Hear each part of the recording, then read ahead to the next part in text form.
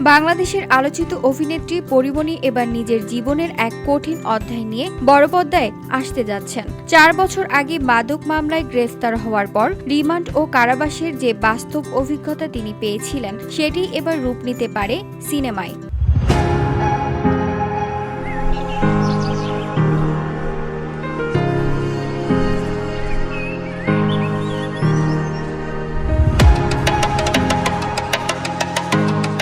২০২১ সালে র্যাবের হাতে গ্রেফতার হয়েছিলেন পরীমনি। তার বাসায় প্রায় ৪ ঘন্টার অভিযান চালিয়ে বিভিন্ন আলামত জব্দ করে সংস্থাটি। পরে মাদকদ্রব্য নিয়ন্ত্রণ আইনে মামলা হয় তার বিরুদ্ধে। সেই ঘটনায় পরীমনি ৩ দফায় মোট ৭ দিনের রিমান্ডে ছিলেন। কারাগারে নির্যাতনের প্রশ্নে পরী বলেন, আমাকে কেন আটক করা হয়েছিল তারাই জানত না। একজন আরেকজনকে জিজ্ঞাসা করত, ওরা নিজেরাই বিভ্রান্ত ছিল।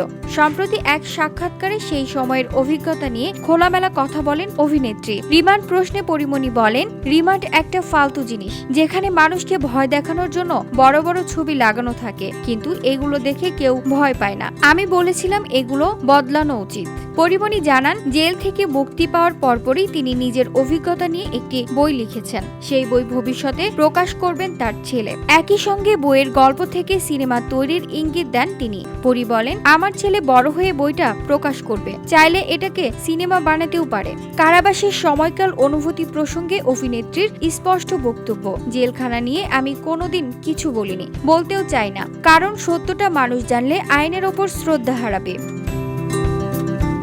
VOD Bangla news desk.